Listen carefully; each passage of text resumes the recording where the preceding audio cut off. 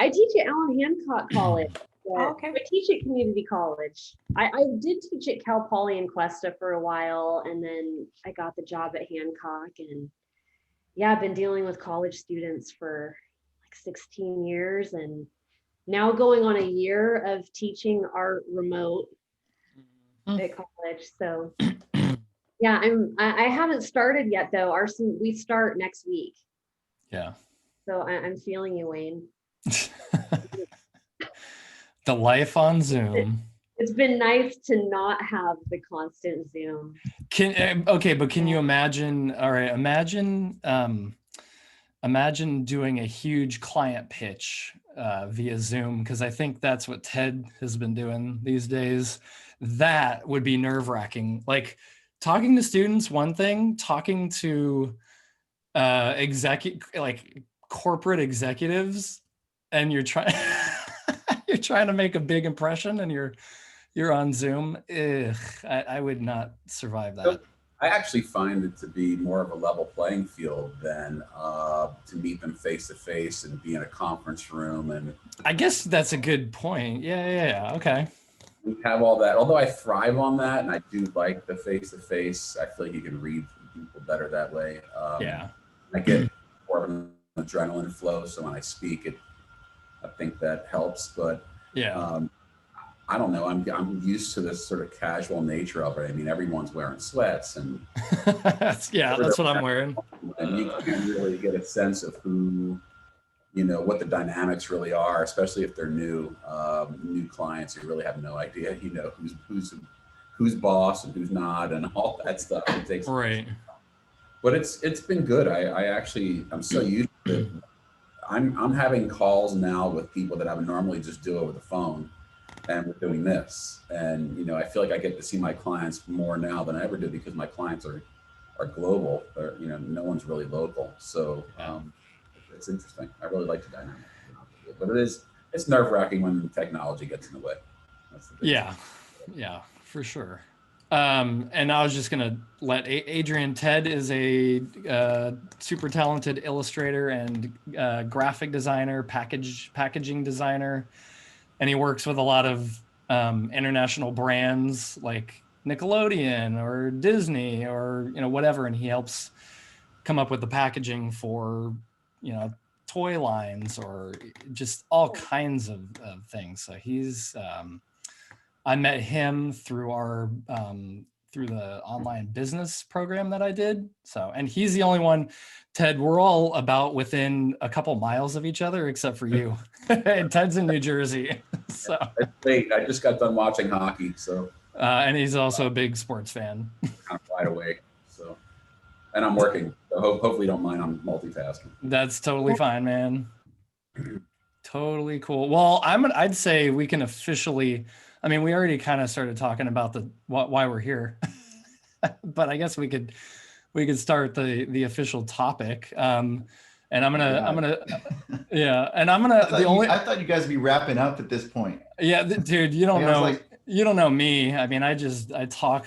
Yeah, I ramble and ramble. I was running so late. I'm like, oh, I'm gonna miss it. No.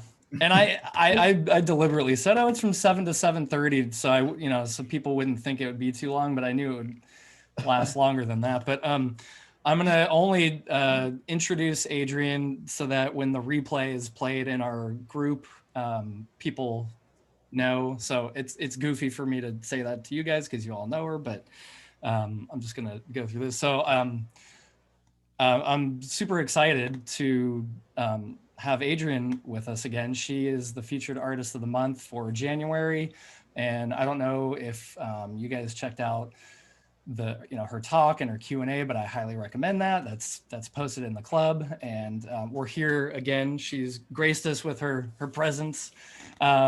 She chose this topic, and I think it's something that we could all relate to, but it's essentially the importance of play and experimentation in our practice.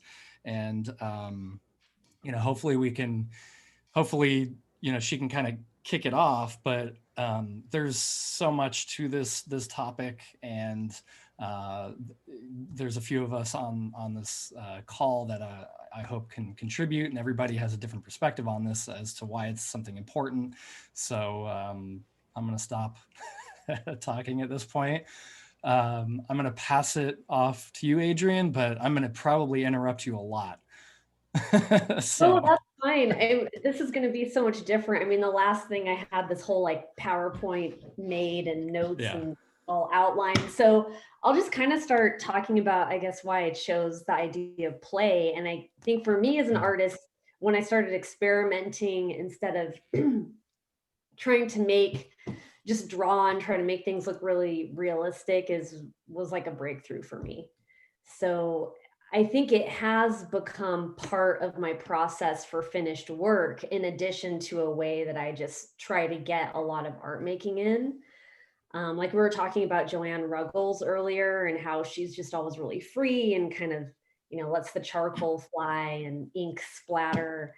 And for me, I had a really specific moment where I started using like watercolor and ink and paint in ways other than just using a brush and like blending on the canvas. But, like I actually brought a few of my tools. Like I keep water in little spray bottles, like recycled spray bottles. And I use these mustard. Oh shoot, this one's empty, but I keep like really liquefied, like paint or water in it, and like paint on the paper and then like pour water over it, spray like liquid surfaces. So I just kind of get different effects that don't come from literally rendering, if that makes sense. Oh, absolutely. I mean, I think that's kind of one of the fun things is when you can figure out how to get the media to do something for you, and you don't have to draw that thing or represent that thing with actual line work. You can, that's cool. That's really cool. Oh, go ahead, Paula. Yeah, if I could interject, because I think the play that you're talking about is wonderful. It's a process and it's really fun and you're just in the moment. But there's the other side of play is what you do outside of when you're working that gives you ideas. And I don't know, are you all familiar with the sculptor Claus Oldenburg? Yes. Oh yeah. I haven't heard his name in a while. Yeah. Yeah, he's old, but his work is fabulous, just fabulous. I love it. A giant lipstick tube or a typewriter eraser, or they don't even have those anymore, all this stuff. But I saw a video of him decades ago, and he was talking about play. And he said, you have to play. And it showed him like playing in a park, not doing his art, stuff like that. And then it showed him, he had one of those old beanbag ashtrays. Yes. And he was just bouncing it and throwing it and this and that. And then it came to him. And so he used that, and he made like those ice packs for your head that they used to put ice in, sort of like a beanbag tube. And he made a giant one of those for the World's Fair in Japan. And it would go up like this, and then it would come down. It was huge. It was fabulous. It was just joyful. Well, the people that went there to the fair, they were all interpreting it as a statement on Americans having a lot of headaches. So his play just turned into some statement that had nothing to do with the joy of it. But it's always stuck with me but that's a different kind of play, but it's equally important. Yeah, I really like that idea. And I feel like that I should do more. I feel like that's like letting your mind just, because Be open.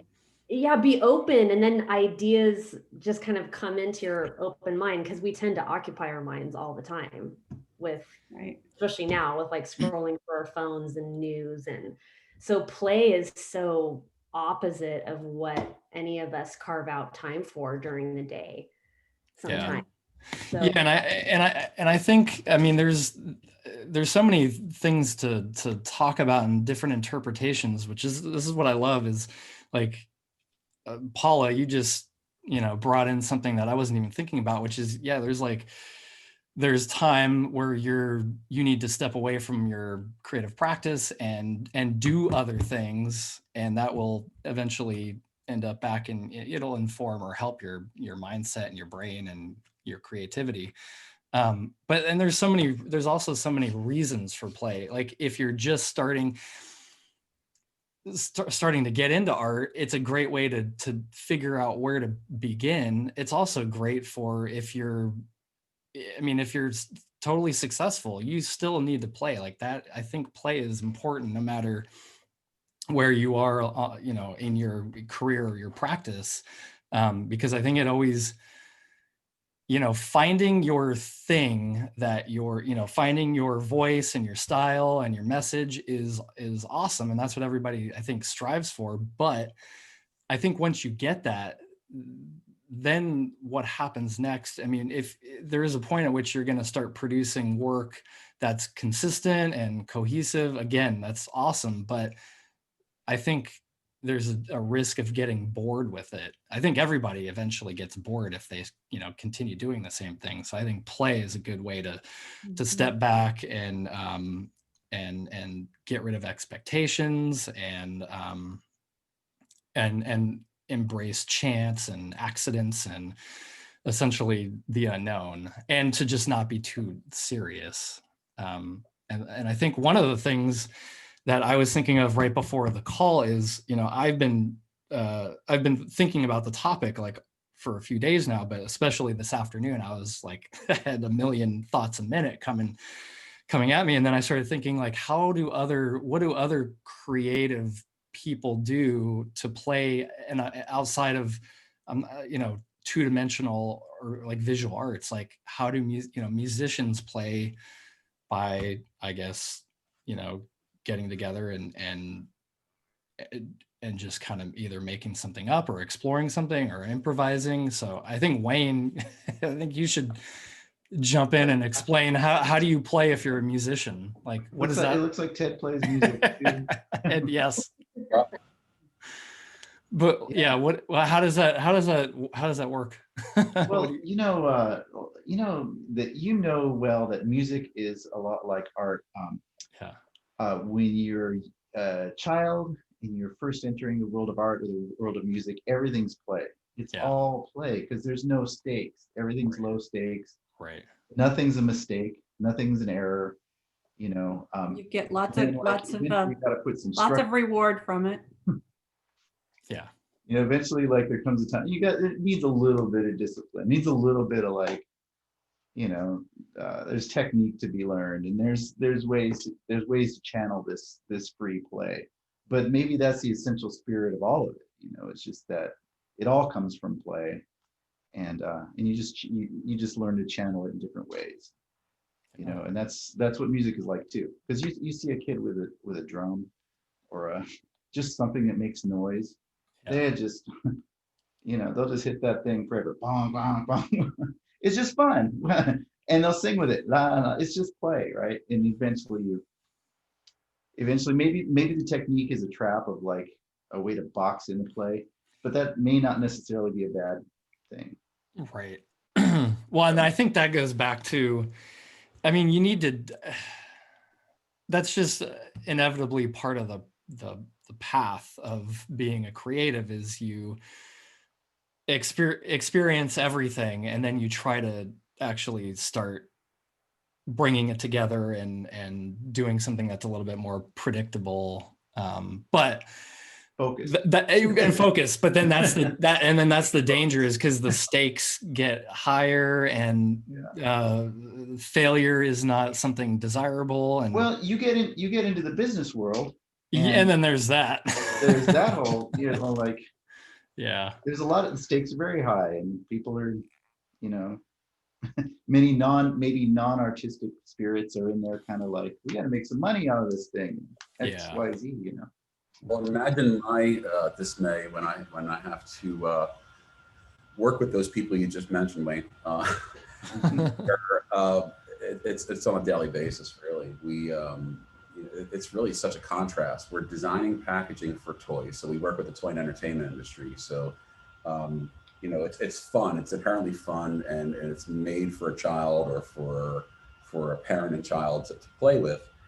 But everything's so serious, and the stakes are so high, and the deadlines are so ridiculously tight, and it's difficult for us to sort of stay in tune with what it is that we're designing the packaging for in terms of its fun attributes.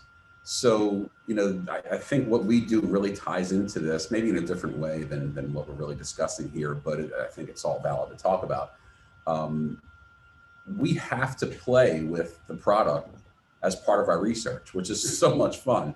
Sometimes it's a prototype. We might break it. It may not function exactly the way it should, but we need to immerse ourselves in the play pattern to understand how to market the product on packaging. And the same thing with when we're doing a style guide for, say, a film. We get sort of unfinished versions of feature films. Sometimes it's like live action, then I'll cut to storyboards. It's just sort of like a work in progress because we need to understand all those things. So the entertainment's there, and that's why it's kind of fun to do what we do. And I think there's play involved in what we do every day, and we have to just force ourselves to sort of let go of all the minutia that's tied to the business side of it, so we can stay in tune with what we're really doing, and that's trying to convey the fun of the products that we're trying to help our clients sell. That's really interesting. I'm so not in that art world, but it makes me think about like whether or not your subject matter is playful versus your artistic process, and how like one can be playful but the other can't, or do you want to try to aim to make both playful?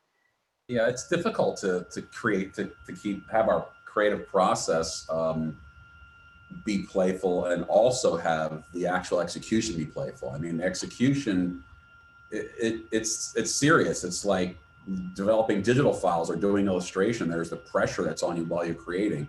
So I think it's the interaction among our team prior to actually jumping in and executing. That's the playful part, if that makes sense. Yeah.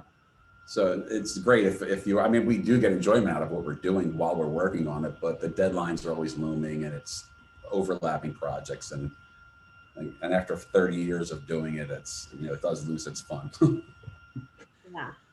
Meanwhile, you have 2 stormtroopers on your bookshelf and in a frame over to the side. That is here. Yeah. Oh, and yeah, there you go.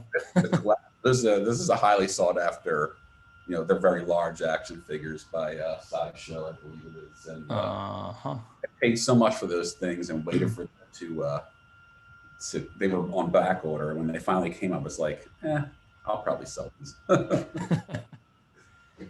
Yeah. So I was going to just, yeah, that's so interesting. You see, again, now there's like a 4th or 5th completely different perspective on what this topic is about. And this is awesome because I couldn't predict this. But yeah, that I could relate to that, because as an illustrator, yeah, it's sometimes the objective or the brief is to come up with something that looks playful and fun and whimsical, and like you drew it in 5 minutes, but that it probably will take you 8 to 10 hours to get to that final look that you're going for.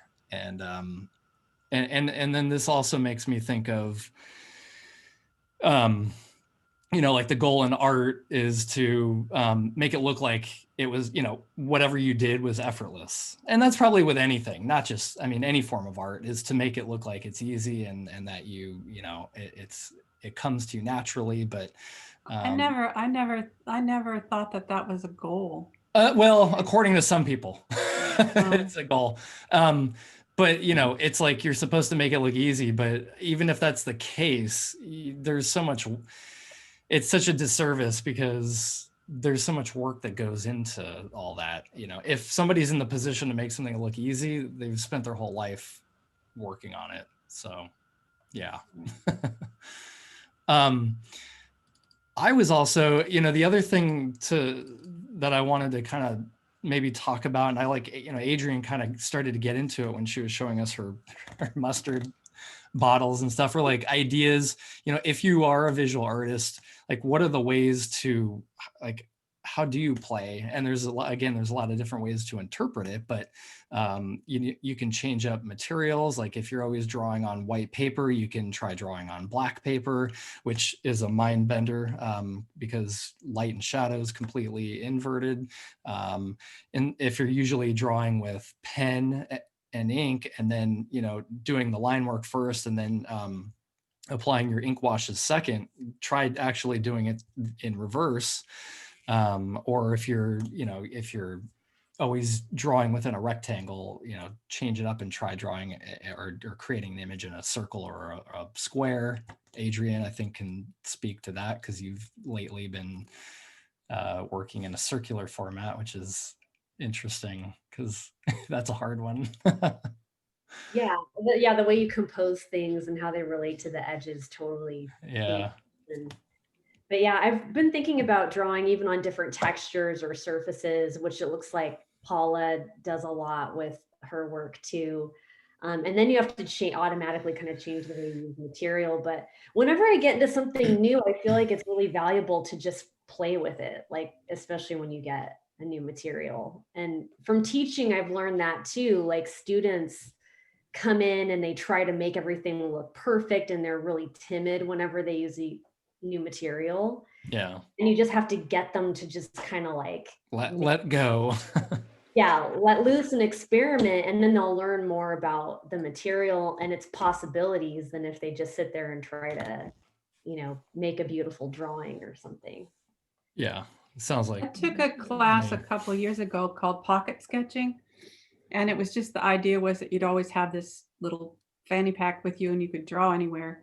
And the books were just those little like 3x5 drawing pads or whatever they were, 4x6.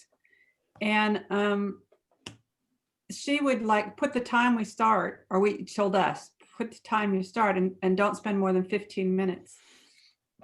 And that forces you to relax and be a little more playful. And I encouraged one of my friends to take it, and she's never done any kind of art ever, whatever. And so she was just like slapping stuff on there because 15 minutes to her was terrifying. And she's just colors and her work was didn't look well, it sort of kind of looked like what she was looking at, but she didn't care. And she even posted her work on Facebook because she had so much fun just doing it and getting out of her comfort zone. And so it's like you have you have two constraints. You have the size and you have the time. Yeah. And so you can't, and sometimes it's fun to work within the constraints. So Yeah. I was going to say that's the next, I have a bullet list that I'm looking at, and that's the next keyword is constraints. I mean, that's a great way to play is time, setting a time limit, or the size or dimensions or the material or the colors. I think that's why everybody had fun with the Post-it note drawing challenge, because it's a freaking Post-it note.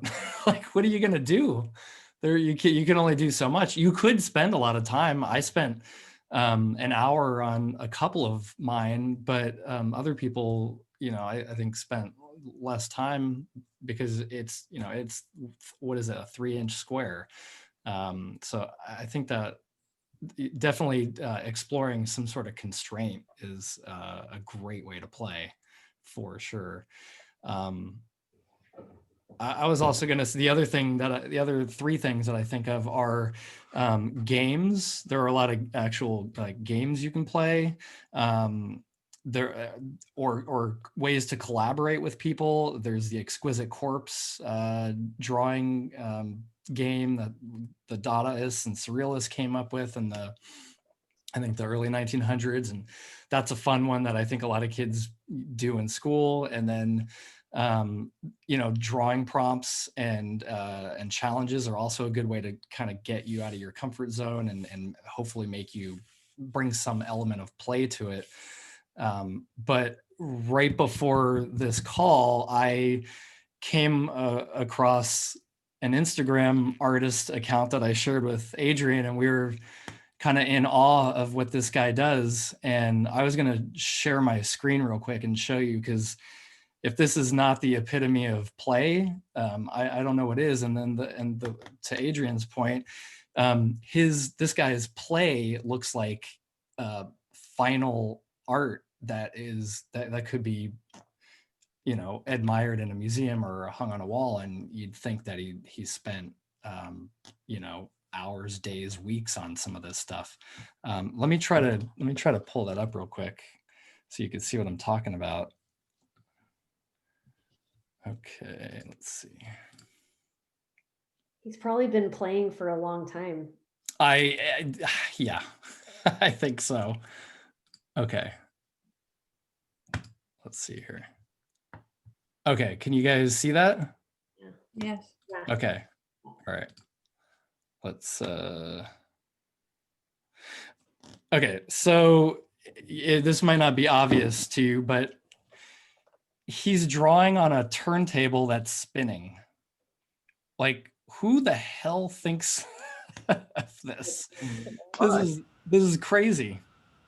And in the end, I mean, we could, I don't think it's a super long video, but this is such a cool idea. I don't know if he thought of this or saw somebody else do it, but talk about like getting out of your comfort zone and not being in control of anything that you're doing. You're just trying to like keep up, I think, with your previous lines.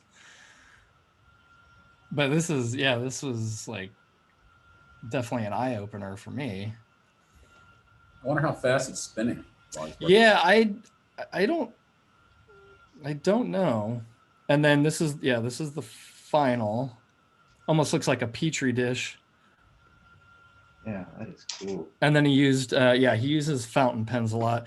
The other one I was going to show you is, and this is one that I definitely want to do this as a drawing challenge. I saw somebody else on Instagram post artwork, and they linked to him. And this is, he calls the pink square method. Yeah. And I had to watch this a few times to really keep track of like how he's doing this. But it like, what? I've heard of that. I mean, that was that's awesome. The constant variable of the square. Yeah. And I don't even know. There's probably so many different ways to do this, but I think the element of, I mean, this guy obviously is comfortable with exploring the element of time and space at the same time. And obviously he's really good at drawing and doodling and just kind of stream of consciousness kind of thing. But yeah, that was another one where I just couldn't believe, like, what the heck. So anyways, I thought those two in particular stood out. I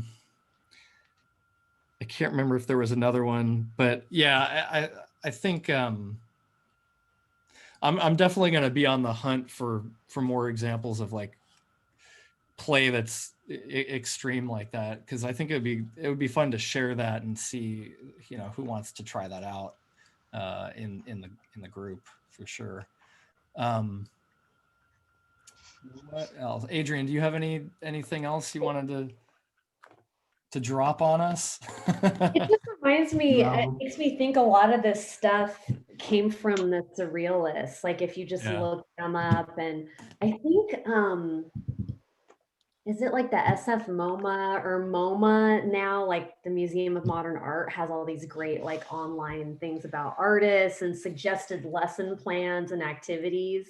Yeah. And I think they have some on the surrealists, like a bunch of those chance techniques and the exquisite corpse, or and the exquisite corpse started as a word that was a game of words. Like I think they were originally doing that to make some, I don't know if you could call it poetry, but it was definitely like a mad-libbed kind of story or something like that, and then it evolved into drawings, I guess.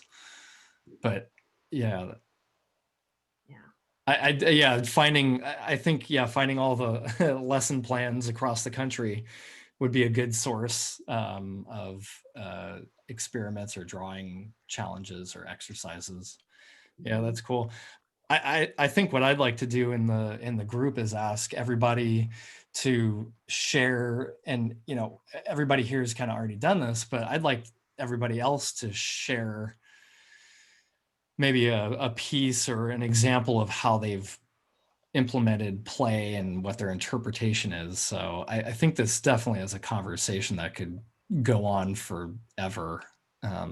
But I'm super excited that amongst all five of us, I think everybody had similar and different takes on, you know, what that means. And that was cool. Wayne with music, and Ted with client pressure and client work. And Paula was sharing her experiment from our Krampus drink and draw that Ted was part of. So that was pretty cool. And Olenberg, that's what I was, topic specific, yeah. Yeah, and then and then Adrienne, I'm just glad you picked this topic. Because yeah, I think it's kind of an ongoing one. I think I think at some point, if you're creative, you're gonna become disengaged and it's probably a cyclical thing where you either get bored or you reach some sort of a plateau, or you run into some sort of block. And I don't know of a logical way out of that. Like sometimes it's really hard to think your way out of it, or to try and do something similar to what you're already doing. And I think play is it's a way to like completely step out of your mindset and the maybe the normal means that you're creating art. And I think it's like hitting a big fat reset button on everything. So I think it's just it's a topic that should be talked about constantly, and it's something that everybody I think should keep in the back of their mind if they're feeling like, you know, they're getting stuck in any way. So right on. So unless anybody has any other points to make, maybe we'll wrap it up and meet up another time. But I appreciate all you guys showing up tonight and taking the time, and especially Ted. It's now 11 o'clock over there. So thanks and I know you still have work to do. So well, thanks everybody. Nice meeting you, Adrienne. Yeah. Yeah, thank you. Thanks, Right on, guys. I'm sure we'll hang out again. Okay, thanks. All right. Good night, everybody. Later. Bye. Bye.